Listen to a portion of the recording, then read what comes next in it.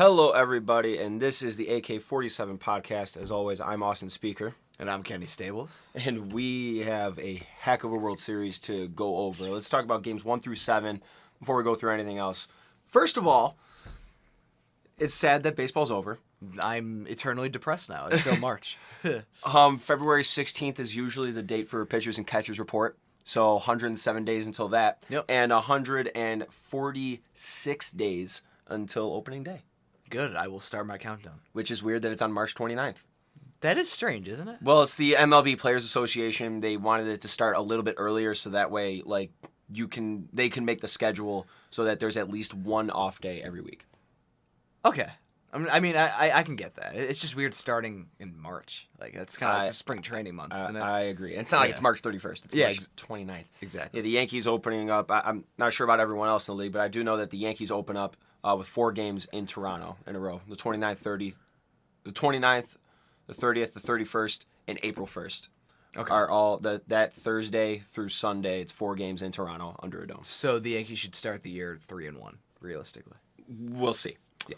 We'll see what that is. And we'll have a whole offseason of podcasts to talk about about free agency and moves like that. But let's talk about the World Series at hand.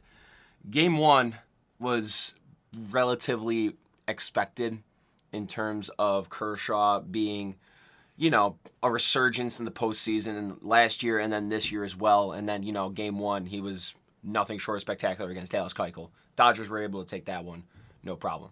Yeah. So, going into the series, Ken, my question was, do you really start Rich Hill game 2 instead of Yu Darvish? Because Yu Darvish in Houston in game 3 was not good. And Yu Darvish in general... In game 7. In game 7 was also not good. But Yu Darvish in general, when he was in Texas against Houston was not good as well. So, wouldn't you rather have him at home and... just with your, I don't really know. I guess you could say the same about. I guess you could say the same about Rich Hill, but like Yu Darvish was just really shaky. I still think you think of Rich Hill. Give me more than 3 starts he's had in the last year and a half where he's imploded. I'm serious. He's like the model of consistency. He's not gonna blow you away with Cy Young numbers, even though he has very good numbers. But he is a very reliable pitcher at this stage in his career, and I personally am a huge fan of him. I don't care how old he is. He gets the job done. I mean, I don't know what happened to Yu Darvish as soon as he came to the Dodgers. He's not Texas Yu Darvish. That's for he's sure. Not. A few years ago, Yu Darvish was arguably a top 10 pitcher in baseball. Right. And even this year when he was in Texas, you saw that his strikeouts were back, his slider was back, his splitter was back, and he was mowing people away. And excuse me, he was giving up some runs and giving up some home runs, but the strikeout was still there.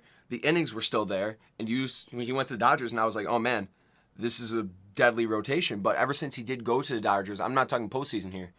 It was a rough second half for him. I don't know what happened. He's got some of the best pure stuff I've ever seen out of a pitcher. He's got 5 legitimate pitches that he can throw, and he just can't harness it. Yeah. I don't understand. He's got great stuff. Yeah, and we will go into game 2 right now as Rich Hill did start. Yeah, and he did well. They were winning 3-2 going into the 9th, and the unthinkable happened against Kenley Jansen. He was the best closer in the game from opening day until all the way through game 1 of the World Series. Yeah. And then game 2 happened. And then we'll go into it more. Game 3 happened. Or game 5 happened.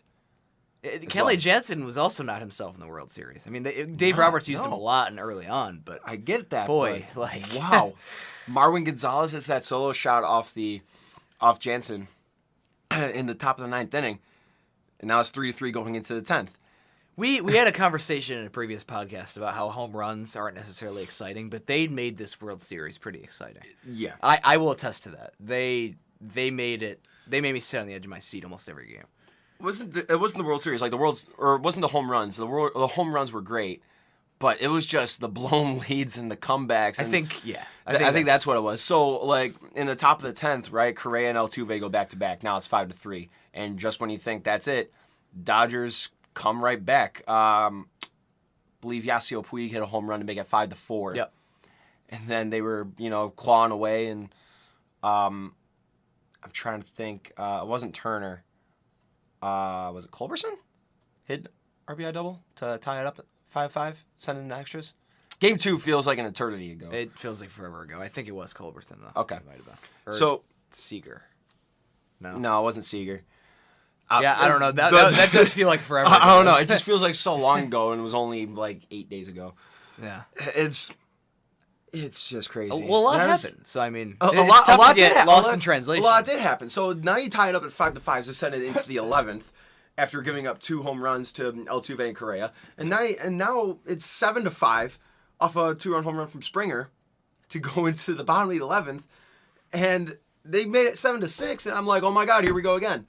But that was one of the best games I've ever watched. I was talking to people who were like, yeah, I fell asleep after the 9th inning, and I'm like, I'm sorry for you. Wow. I feel so bad for you. That's unfortunate. I mean, this is one of the better World Series in the past 10, 15 years. I agree. I'd break it top 3. I agree, 100%. I'm going to pull the scores up right now, if you'll bear with me real quickly.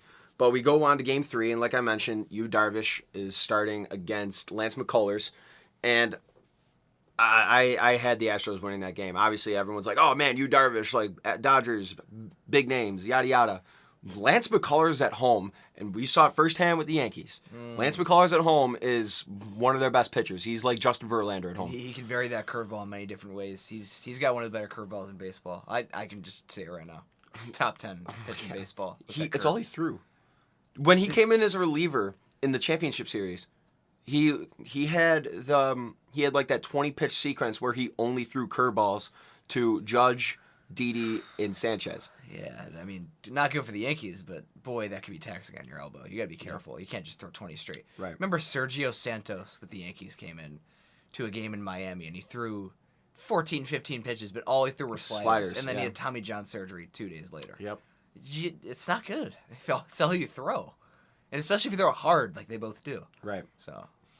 So yeah, going into Game 3, Astros 5, Dodgers 3. And that was the incident with Yuli Gurriel. Yeah, the infamous slant-eyed gesture, which he later tipped his hat to and apologized for. But really, dude, you have Nori Aoki, like, standing 5 feet away from you, and you're doing that? Or no, was Aoki? I don't think Aoki was on the. I don't think he was, but But either way, like, you just traded for Aoki. He played with Aoki during the year, yeah, right? And so you're doing that. His statement after the game made me laugh so hard. Yu Darvish handled it. Could not have handled it any better. He handled it with such class. Just very open-minded about it and just really handled his own well. Yuli Gurriel's statement after the game was, "I wasn't trying to offend anyone." Then what were you doing? What? Then what were you doing? I don't know. I don't understand. It's like me wearing really, really long sideburns, but I'm not trying to offend any Amish people. Oh no, right. Oh, I'm just doing this. Shaving your mustache and wearing a tall black hat, not trying to offend any Amish people. No, right. Of course not. That's come on, Yuli. Let's just own up to it, man. Seriously, you know what you did was wrong. I can excuse it to an extent because he grew up in Cuba. He really hasn't been exposed to a lot of different cultures. I mean, Cuba's a pretty homogenous nation. I get that, but I'm not justifying it. I'm not giving him an excuse. I'm not justifying it. I'm just saying, I'm like, not giving you him can an excuse you can kind of understand where he's come from, But like you said, he played with Aoki during the year. I mean, coming over and being in spring training with the team, and then just going through and playing against different opponents, you're exposed to it. He had 162 games. He had 6 months to be exposed to it. No, I get it. I'm just saying, the heat of the moment, your emotions get the best of you, and there's no way I'm excusing what he did, but you can kind of get it from where he's come from. I would not have had a problem when you say heat of the moment. I would have had no problem because he crushed it. He did. And that capped off a 4-run second inning. So I would have had no problem with him pimping the hell out of it and just like throwing the bat, whatever, beating on his chest. I would have had no problem with it. Because, man, that's a huge home run. You're in the World Series. Great. But just do that, man. It's no class. No, it's not classy. I didn't appreciate it when I saw it. Come on. You're better than that. Yeah. After that second inning, 4 runs in the second, all off Yu Darvish, that was all they needed. Dodgers scratched and clawed a couple runs, 1 in the third and 2 in the sixth. But final score was 5-3. It was all Dodgers in that one. There was really nothing else they could do. And then Game 4, Dodgers 6, Astros 2.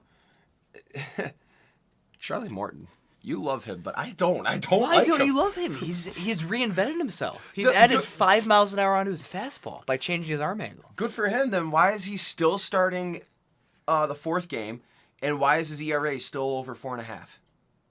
I don't know. I'm just Exactly. speaking from a pure stuff standpoint. That's did you great. do you remember what Brian McCann said? I did not. He's got the greatest stuff he's ever caught. Charlie Morton. Charlie Morton. I'm not exaggerating. He's caught Craig Kimbrell on the Braves. He's caught John Smoltz. He's caught Craig Kimbrell on the Braves. Kimbrell, yeah, he's caught. Right. He caught Chapman last year. On the Yankees, he caught Tanaka, who I think has better pure swing and miss stuff than Morton. He's caught Chapman. Betances. Caught Betances. He's caught a lot of great pitchers, even with the Braves. Right. Yeah. He caught Jair Jurgens.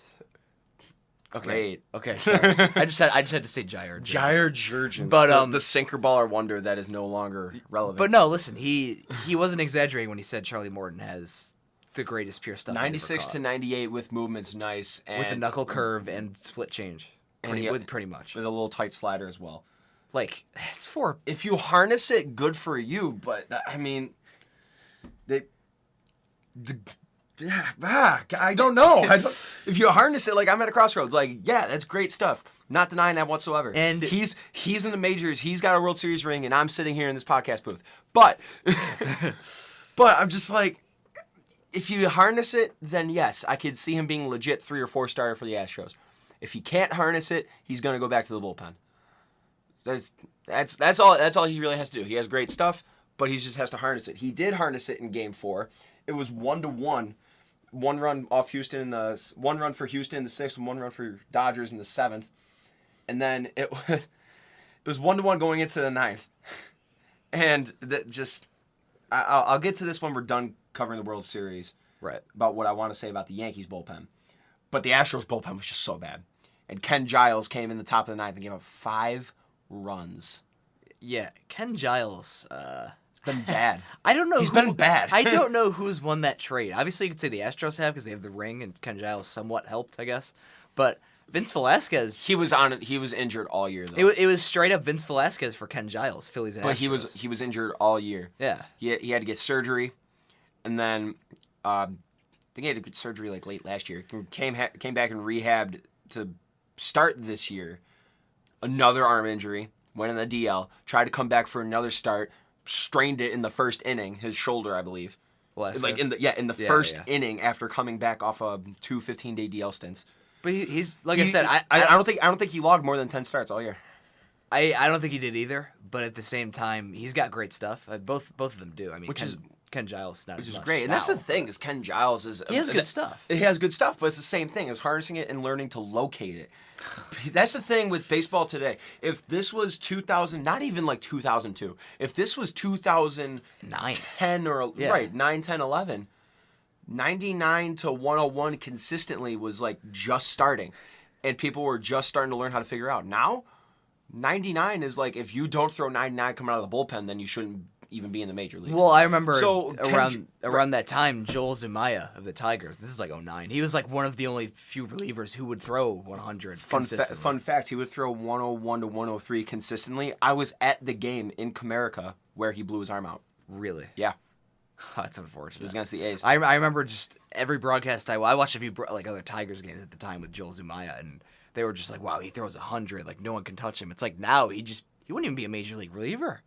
I don't think. I mean, he was really good for a little while, but right. I mean, he probably would, but like, look what happened when they tried to do. Let's stick with the Tigers. They got Bruce Rondon. He's 99 to 101, straight as an arrow. You know who else threw 99 to 101, straight as an arrow? Nathan Eovaldi. You know who got hit? Nathan Eovaldi and Bruce Rondon. He led the National League in hits in 2015 with the Marlins. Yep. And the Yankees traded Martin Prado for him. We traded Martin Prado and David Phelps for Nathan Eovaldi and Garrett Jones. Now tell me who won that trade.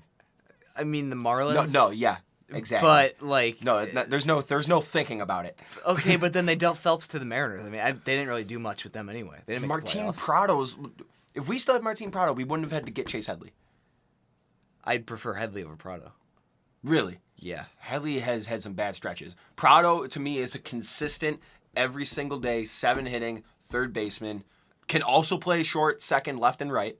I don't know about shortstop, but anymore at least. Maybe not anymore, but okay. Well, if Johnny Peralta could play shortstop 3 years ago, then Martin Prado. That's a good point. Then Martin Prado could play I'm shortstop. sure you could live with him for a game or two, but Headley was one of our best hitters this year for 3 or 4 months in a row.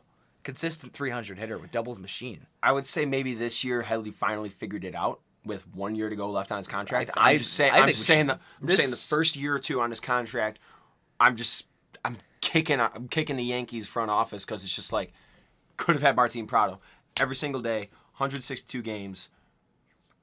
Model of consistency for a third baseman, as far as I'm concerned. Yeah, I mean, he does make. He's a lot the of Rich Hill of contact. third baseman. I would not go that far whatsoever. You're a big Martin Prado fan. I'm not.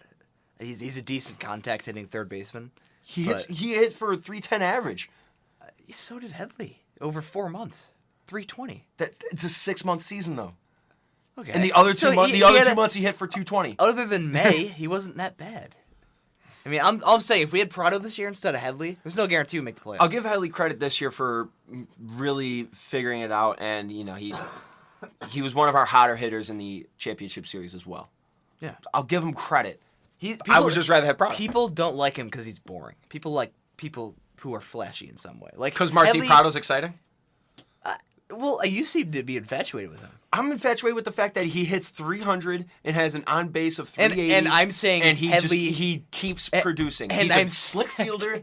He's a slick fielder, and he can hit. And I'm saying Headley does all those things, and he bats both sides, and he's a better fielder than Prado. So I just don't understand.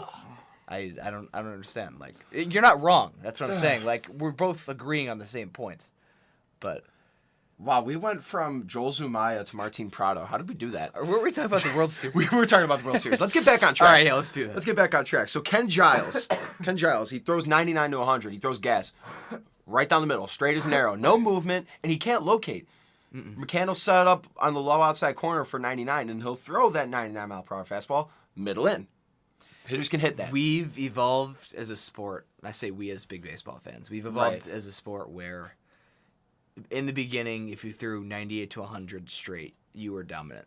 Yep. Now you need to throw 98 to 100 with movement, otherwise you'll get hit hard. That's the evolution of Major League hitting. That's one of the biggest jumps the sport's made the past 3 or 4 years, and it's scary. Chapman throwing 100, 203, I mean, that's above the 98 to 100 threshold. If you're throwing 103, you can throw it as straight as you want. If you locate, you're not going to hit it. Not against Rafael Devers, though. Not against Devers, but that was a hittable pitch. That was right down the middle, basically, on the outside corner. Outer half-ish. Yeah. But anyways, you see my point, the evolution of pitching and hitting in the game. You need to have some, if you don't have a secondary pitch, you can't just go out and throw heat. You got to have secondary. You got to be able to adjust your speeds. You got to be able to change your location. You got to be able to control that too, which is my message also to Morton. If he can harness it and he can locate, I guess I can see it. He's like a reclamation project because they signed him to a 2-year, $14 million contract. He's making nothing really. $7 million a year is really nothing for a 3-4 starter. So if he can improve on his 4.5-ish ERA, then win for the Astros. You find yourself a decent. If he can get that under 3.8, yeah. Oh my God, great. Yeah. So we go into Game 5, probably the best game of the series by far. And oh man, one of the best games I've seen in recent memory. How many home runs were hit in this game? Let me count. 1, 2, 3, 4, 5. 1, 2, 3, 4, 5, 6, 7 home runs. 7 home runs were hit. Puig, Bellinger, Springer, Gurriel, Correa, Altuve, Brian McCann all hit home runs. Yeah. Oh man. Final score was 13-12. Once again, Kenley Jansen gave up the walk-off hit. Alex Bregman, which Kenley Jansen's pitch is, of course, the cutter. Mariano Rivera's pitch, of course, was the cutter. There's really only been 2 styles of hitting, 2 hitters that come to mind, and one style of hitting that beats the cutter. I'm going to compare Alex Bregman to Marco Scudero. They both have really short swing paths. They're not big people. Right, yeah. They're not big. They're contact hitters, and both of their swing paths, the knob of the bat starts from their ear, and there's no load, there's nothing. They just punch at the ball. You just kind of react. That's all you got to do. Carlos Guillen of the Tigers used to kill Mariano Rivera too. Okay. I don't know why I remember that, but I don't know why you remember that either. He had a long swing too. He had a really long, powerful swing. He had a lot of hits off of Mariano Rivera in his career. maybe he just saw him really well. I don't know. Sometimes that happens. But Bregman came through, man. That was one of those games. Now, Ken, we've talked about games exactly like this in previous podcasts where I'm a fan of the sack bunt. I'm a fan of the hit and run, and you're a fan of read the game, read the situation. It all depends. 12-12. It all depends. So what do? You just let everyone hit. You're not bunting. Exactly. Okay. So the line for the Dodgers, I'm going to read innings.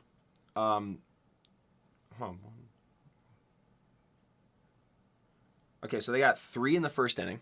No. 1 in the 4th, 3 in the 5th, 1 in the 7th, 1 in the 8th, 3 in the 9th to tie it, to send it to extras. Yep. That was unreal. I mean, Oh my God. the Astros had the last laugh, though. They did. They did have the last laugh. The Astros, they didn't score until the 4th inning when they scored 4 in the 4th. And there was, going through all of them, Yuli Gurriel with another home run. I know. It's just easy. I know. So I want to touch on that after I go through the scoring. Carlos Correa with an RBI double to score Springer. Cody Bellinger hit that 3-run home run. That was huge. That tied it up that gave him a 7-4 lead. And then right back, Jose Altuve with a home run to score Alex Bregman to tie it up at 7. Or sorry, that was a 3-run home run to score Springer and Bregman to tie it up at 7 after Bellinger's home run. Mm-hmm. And then Bellinger with that triple that Springer dove for and missed. Yeah, that made it 8-7. Then Springer redeems himself. That was a step. I kind of had a hunch. As he came up to bat, I'm like, Springer's got to redeem himself here.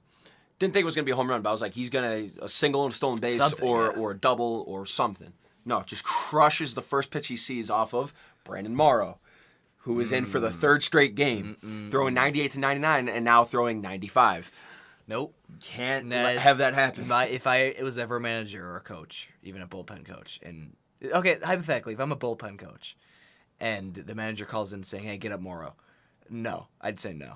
I would just flat out deny him. I will never, ever, under any circumstances, unless it's Game 7 of the World Series, throw a guy like Brandon Morrow who throws 100+, or 99 to 100, who throws that speed 3 days in a row. Because, number one, he's going to lose velocity. And number two, once you lose velocity, you start thinking about it, and then you feel it in your arm. So you throw 94, 95, obviously, and then your location misses, right? And then you're hittable. Right. Everything's just off. There's no... I would rather have a fresh, lower-tier reliever come in than Brandon Morrow. That's the thing, is when you... Why... I get it was a righty-righty matchup, but okay, let's go through... Stripling. Hadn't pitched in a day or so before. I would have thrown Stripling instead of Morrow. He threw Game 2. Yeah. And then this is Game 5. And as much as I love Morrow out of the bullpen, Stripling should have pitched in that situation. Or somebody. Right. Anyone. He's fresh and still throws hard. Yeah. I mean... I know Morrow's been great in the playoffs, but oof.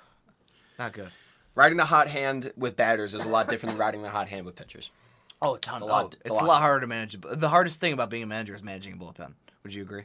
Managing pitching staff? I don't know. I don't know. Because I think you're right, but I mean, Girardi has made some mistakes. Sitting Castro when he's hot, sitting Gardner when he's hot. I'm talking about bullpen managing. Oh, bullpen managing. He's made some mistakes. Yeah, sure, but that proves my point, though. I mean, it's hard. It's hard to manage pitching staffs in general. All right. But my thing with Morrow is he's a long reliever. He was a former starter. Yeah. Long middle reliever. He's not a setup guy or a closer they could just throw out there for 15 pitches every day. But he's got 7th inning stuff, 8th inning stuff. He really does. Right. But he also came in and threw 20+ pitches or 25+ pitches in games 3 and 4. No, I know. I agree. I'm with saying no travel days in between. Yeah, I wouldn't have thrown him. I agree. It's so we keep going, and Altuve doubles to give him a 9-8 lead after Springer's home run to tie it up at 8. Then Correa with the 2-run home run to make it 11-8. Now you're like, okay, man, Houston's starting to run away with it. They're at home. No bunts. Corey Seager with an RBI double to score Jock Peterson. Brian McCann then home runs to make it 12-9. And again, it's like, okay, it's the bottom of the 8th going into the top of the 9th. McCann answers back by getting their run back. Instead of 11-9, now it's 12-9. Great. 3-run lead. Nope. Ken Giles hasn't been working out, so he'd go with Chris Davinsky. He's been working out. Well, Yasiel Puig. 2-run home run to score Cody Bellinger as well. Now it's 12-11, and you're just kind of, oh boy. Who do I throw? Loosening the collar around your neck. Yeah, exactly. What does A.J. Hinch do at that point? Hey, Marisnik, you pitch in high school? You got a strong arm.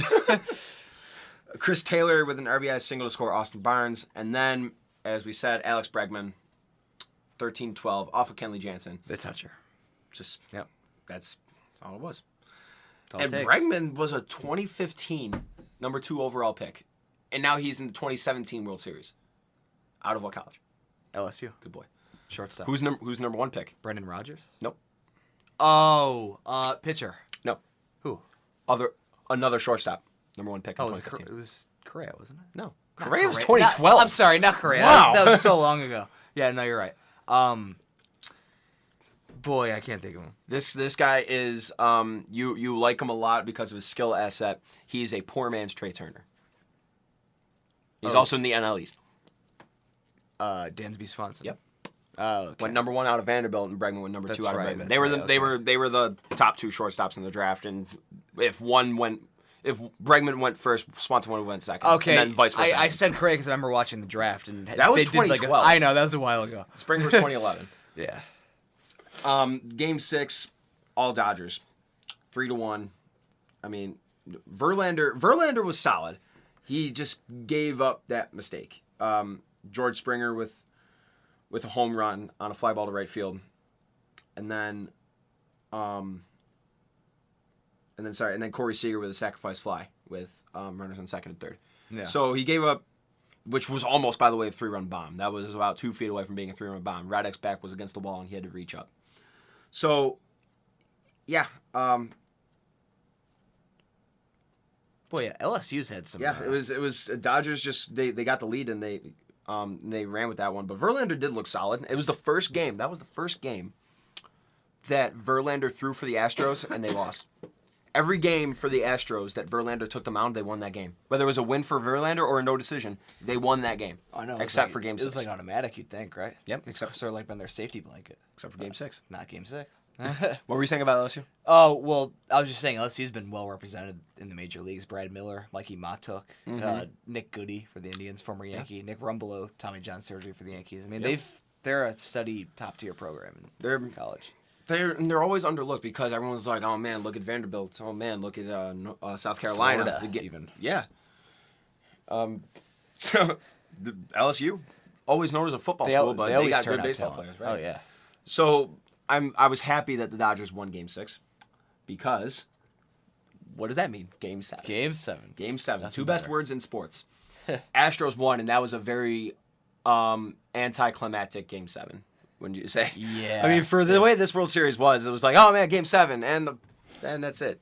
Yeah. Morton came in for 4 innings and just shut him down. Yep. Basically. George Springer though with another home run, winning World Series MVP, And he deserved it. Oh. It was pretty obvious. oh yeah, oh yeah, and I'm very happy to say that he's my keeper in fantasy baseball. I'm Good. super happy for that. Very nice. Hopefully he doesn't plateau. No, but you keep 2 players in fantasy baseball, and then a starter and a reliever, and my keepers are Corey Seager and George Springer.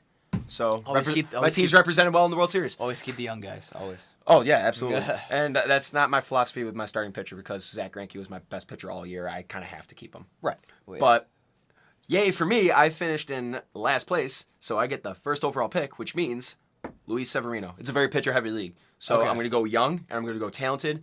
So if Greinke does kind of fall off after being, old, Severino, I have him for the next 10 years. Greinke's up there in age. He seems like he's 36. He seems like he's 36. 36. No. Yeah. You're joking. No. He seems like he's like 31. No. He's not. Wow. Well, he's been around since what, like 03, 04? Yeah, he's been around. Yeah, he's been around since 04. 04, I think was his. I always underestimate how young Zach Greinke is.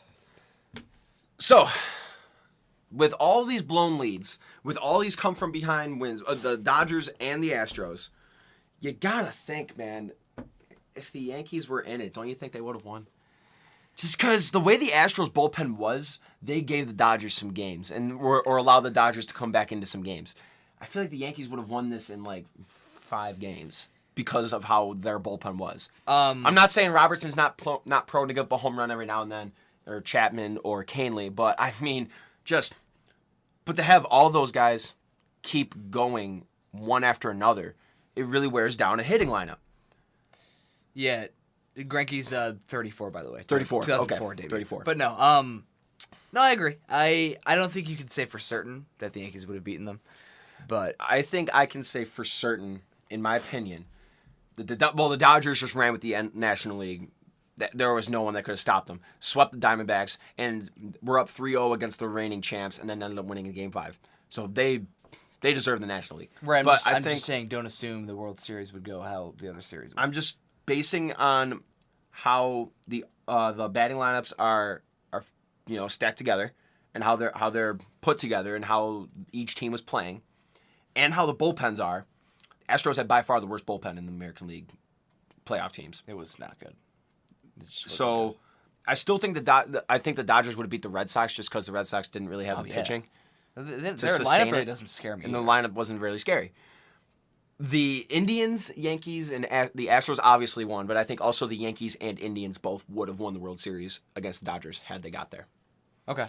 Because Brian Shaw, Andrew Miller, Cody Allen, Clevenger out of the bullpen, Tomlin out of the bullpen even. Those guys. Maybe Danny Salazar. Maybe. Danny Salazar out of the bullpen. Nick Goody out of the bullpen. Okay, let's not get ahead of ourselves. He had a good year. He's a middle reliever. He's not great. Okay, fine, but he had a good year. I was never a big fan of Nick Goody. Maybe I'm biased, but I just... Okay, well, he was not great in the Yankees, but he's good in the Indians. And believe me, I went to a couple of Indians-Yankees games this year, and I was thinking to myself, Nick Goody, why aren't we hitting him? Yeah, exactly. But... I mean, he could probably get the job done if needed, but I wouldn't. I'll pass, usually. Oh, man. But I just think that, I got to think that those teams would have won. You'd think. It's just my opinion. I mean, we can all think, though. Yep. So, now we're going to go to a segment. I'm having a tough time coming up with the name of it because, as you and a lot of people may know, my nickname is Stan. So I'm not sure if I should call this Stan's Strange Stats or Austin's Abnormals. I'm not really sure. I like alliteration. I like Stan's Strange Stats. Okay, cool. We'll go with that. Yeah. All right, cool. We'll start with an easy one. Okay. Dodgers have never won a World Series Game 7. Just throwing that out there. Yeah. They've never won one. They're either 0-3 or 0-4 in World Series Game 7s. Yuli Gurriel, his first 5 postseason hits were extra base hits. Wow. He joins who in that category? He joins 2 guys, both in the 2000s era. Raul Ibanez is not one of them. This is very broad. This is a lot. It's Moises Alou and Barry Bonds. Okay. I would not have guessed those two. Okay. First 5 postseason hits or extra base hits joins Moises Alou and Barry Bonds. George Springer's 5 home runs ties these 2 names. I'm going to make trivia out of it. Okay. Ties these 2 names for a World Series record. Reggie Jackson is one. Can you tell me the year? 1977. That's right. And then, thinking National League. It is National League. I'm thinking Dodgers. You're not. Okay. I'll change my thought process. Just give me the team. Phillies. That should give it away. So Mike Schmidt. No, 2009, man. Chase Utley, 2009. Oh, Chase Utley. Against the Yankees. Yeah. He was... If it wasn't for Hideki Matsui, we would have lost. We would have lost to the Philadelphia Chase Utleys. I got Reggie Jackson in the year, but I couldn't get Chase Utley. Okay. You couldn't get Chase Utley in 2009. Yeah, okay. Especially since I'm kind of the baseball historian and you're more of the modern arts baseball guy between the two of us. Sure, yeah. But also, so that ties the World Series record. And also George Springer, 29 total bases is a new World Series record, and that passes Willie Stargell in 1979. Pirates. Yeah. Wow. So, 9 home runs by players 25 years or younger, and that's the most since 1957. Game 6, I mentioned this earlier. Game 6 was the first Astros loss in a game started by Verlander. Mentioned that earlier. Yeah. Listen to this. Okay. The Astros moved from 27th in the league last year in terms of striking out to number 1 this year for strikeouts. Yeah, and they led in slugging percentage. That's the biggest single-season jump in Major League Baseball since 1918. Don't know the team or the exact number of rankings, but that 26th place jump is the biggest we've seen in Major League Baseball since 1918. And they led in slugging too, didn't they? I believe they did. That's quite. They also led in runs per game. To lead in slugging and runs per game, and also I love it. Don't strike out. From 2013 to 2017, here were their team ranks in terms of strikeouts for the Major League. Obviously, the lower you are in rankings, that means the more you strike out. In 2013, they were 29th. They were last in 2014 and 15. Okay. And they still made it to the postseason. Yeah. Chris Carter had probably had a lot in to do with 2015. Sure, he did, Kenny. Yes. 2016, they were 27th, and now they're number 1. So 29, 30, 30, 27, 1. That's just I've never seen that before. The Astros set a club record of 112 total wins with the regular season and postseason. And that's 4 years after their club record of 111 losses. Think about that turnaround. A 4-year turnaround of a franchise worst to a franchise best. Smart drafting, smart talent, just talent scouting. It really is. A, talent scouting. B, I think Beltran and McCann have a lot to do with it.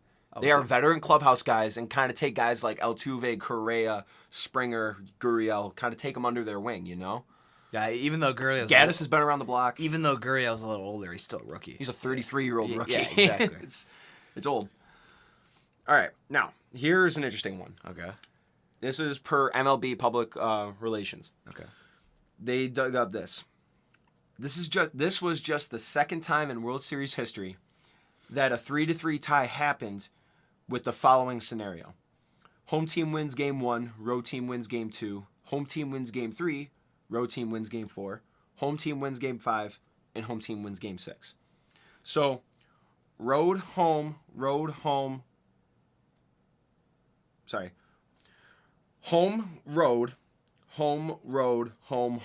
Okay. That's the second time that's ever happened.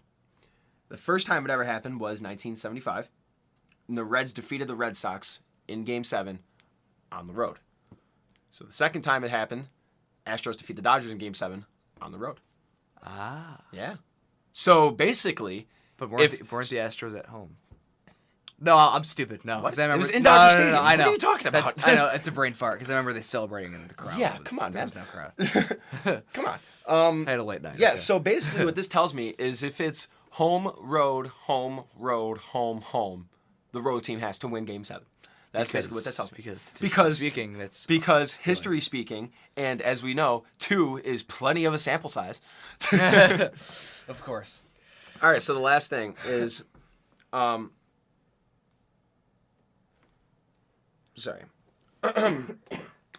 Liriano faced Bellinger and struck him out in Game 6 for his first appearance in this World Series.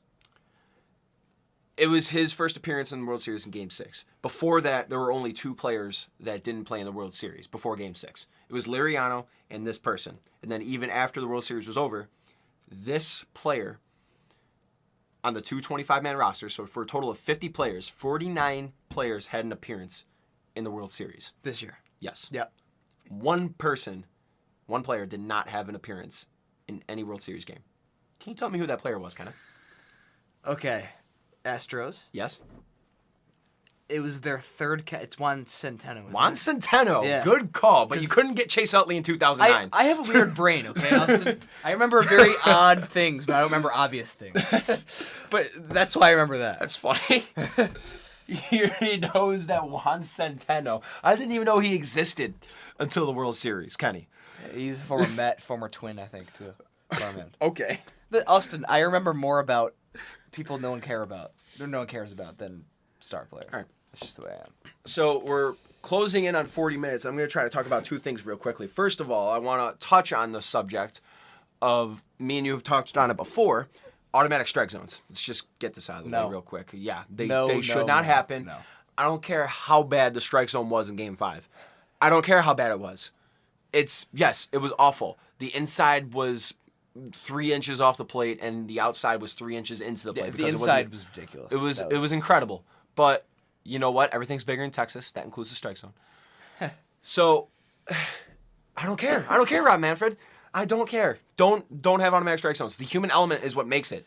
Consistency is boring to an extent. All those Ks looking made that game exciting. Yeah. Because those are runners left on base, and that led to it being a 9-9, 12-9, 12-11, 12-12 game. Would you agree that consistency with that extent is boring? Yeah. I think so. I mean, I agree. I don't think anything about baseball is boring, but a strike zone that is perfect I would not be a fan of that. There'd be no arguing balls and strikes. Right. Then it would just kind of be like, well, a computer said so, and now you're just kind of like, it's monotonous. A computer said so. I'm just throwing this out there. Let's say in 2019, it's the first year of automatic strike zones. I really hope not, but yeah. Let's just say it is. 2019 is the first year of automatic strike zones. Yeah. You go through that year. You bet in 2020, players are going to learn their strike zone. Players are going to learn. They're going to know exactly what their strike zone is by the end of 2019 and going into 2020. Now it's going to be impossible to pitch. Good luck painting the corners. People are going to know it. Good luck. Because it's concrete. Right. You're going to adjust. Right. Yeah. It's not an umpire giving a baseball or so off the plate and you taking advantage of that and then the hitter having to adjust, which is how the game should be. Part of your job as a Major League Baseball hitter is to adjust to every strike zone, every game, because it changes. Every umpire has their own interpretation. That's part of your job. Learn it. It's what makes it fun. Oh my God, I really don't want to see this happen. And I said this in another podcast, I believe, but Major League umpires do their jobs better than any other sport in terms of like refereeing, umpiring, whatever you want to do. Yeah. NBA, every foul is subjective. Every single The call. only game in my memory that I would say they did not do their job was the Yankee-Tiger brawl earlier this year. Sure. Umpires did not do their job. Sure, yeah. And it had nothing to do with balls and strikes and calls and anything like that. It just had to do with warnings issued and separating it. Sure, that's a whole other issue. I'm saying calling balls and strikes. Calling, just making calls in general. Right. In the NBA, what are you going to do? Put sensors on your body every time a certain point of contact's hit to a certain force? No, players aren't going to want that. Also, people travel like crazy in the NBA, and they're just not calling. People travel, charges blocks. That's the biggest issue in my mind. Right. Charge block and travels are probably the two biggest things. Yeah. I agree with you 100% there, and I just I really hope it doesn't happen. It makes and this is coming from a pretty big fan of the NBA and basketball in general. It makes college basketball in the NBA very odd to watch. When in the last 2 minutes of a game, it's a 3-point game, and it's an obvious charge, and they call the block, and everyone's in uproar. It's like, this really ruins it for me. In what way? Because it's blatantly wrong. I've watched a lot of games where in the NBA where the foot's inside the restricted area and they call it. Oh, you're okay. Yeah, so you're saying the refs getting it wrong. Yeah, because they didn't have a right angle or something. Right. It's just I don't like it. I don't know. The baseball, they do their jobs damn well in comparison to others. They do. And you got to give them a bunch of credit because even in times like if someone's out or safe at a base or at home plate or something like that, right? They are really insanely close plays that the umpire also still sometimes gets right. Anyone can be an armchair umpire at home with a slow-mo replay. Oh, how do you miss that? It's like in real time. You rarely see a blown call that's like really blown. You rarely see it. How many games do you watch during the year? Yankee games, we'll say, where the announcers are praising the umpires. Wow, he really got that call right. Really good job. More than half the games. 7 out of 10 times, it's them praising them. I agree 100%. So I want to talk about this one last topic because there's another interesting stat of the World Series before we close in on the 47th minute. Jose Altuve is the only player to have 30-plus steals in each of the past 6 seasons. I love it. I love stolen bases. Which is great. I know you love stolen bases. I love stolen bases too. But I kind of wish I lived in the Lou Brock, Ricky Henderson, Tim Raines days. I wish I did too. Oh my God, to see a guy break 100 in a season or break 85 in a season even. Yeah. Jacoby Ellsbury, when he was on the Red Sox in 2010, had 65, 70. Yeah. Where is that going? If Billy Hamilton, how many stolen bases would Billy Hamilton have if he had Jose Altuve's batting average and on-base percentage? Okay, I was just about to say, if Billy Hamilton had an OBP above north of 430, 320 OBP, he never gets on base. He doesn't. If he got on base at a league average clip, he'd steal 85. And what bases. if Billy Hamilton learned to be a 320 hitter and also a 410, 420 on base? He would steal 100. If he got on base, I want to see it so badly. Let's say his OBP is like 355, 360. Because that's easily 90 stolen bases. To a lot of people, they're like, oh man, Jose Altuve is great. He steals 30 plus every year. And I'm like, he should be stealing 50 plus. He really should. He should be stealing a lot more than 30. And if you're always stealing... Goldschmidt steals 15. Yeah. Well, he's a first baseman. He's a really smart base runner. I mean, he's got decent wheels, but he's smart. Fine, but if a first baseman is stealing 15, the stolen base leader should have more than 30, is all I'm saying. Right. No, I agree with what you're saying, yeah. So, and you should always go on breaking pitches. And if you go on breaking pitches, you're going to make it more often than not. I want to see more reads in the dirt as well. A guy like Altuve needs to read it in the dirt. Do you know what a catcher has to do after blocking a pitch? You have to get up. Sometimes you not even sometimes take your mask go off. get it. You don't even take your mask off. Obviously. Right. No, you got to block it. Have it be a good block. Stay in front of you. Pick it up with your bare hand. You can't scoop it up with your glove. You got to pick it up with your bare hand. Already find a grip and make a perfect throw. And that's with guys like I'm talking about like Altuve, Ellsbury, Gardner, Hamilton. Who else out there? Trey Turner, D. Gordon. We can go on and D. on, Gordon. yeah. I'm talking about like those guys. If those guys read more pitches in the dirt, that'd be way more stolen bases. Bradley Zimmer even. Actually, that's not technically a stolen base. It'd be going on a wild pitch or a pass ball. Taking the extra base. I think the argument we're having is, stolen bases, taking the extra base. Those matter. I caught, I didn't like taking my mask off and balls in the dirt because it was more time off for them to get to second base. Right, exactly. Because then you have to take your mask off, find the ball, get a good grip on the ball, make a perfect throw. For me, I just wanted to get it and make a good throw. That's why Gary Sanchez wears the hockey mask. Exactly. It saves time. Yeah. But that is going to do it as we approach the final 30 seconds of this podcast. Well, no more World Series. No more baseball for a while. So we're going to absorb. I know. Please stop. I know. But this is me saying, hey, the countdown is on. 107 days till pitchers and catchers report, roughly. And it is exactly 146 days until opening day. So I can't wait. Countdown's on. Shortest off season. Love it. But until next week, I'm Austin Speaker. And I'm Kenny Stables. Thank you for watching, everyone.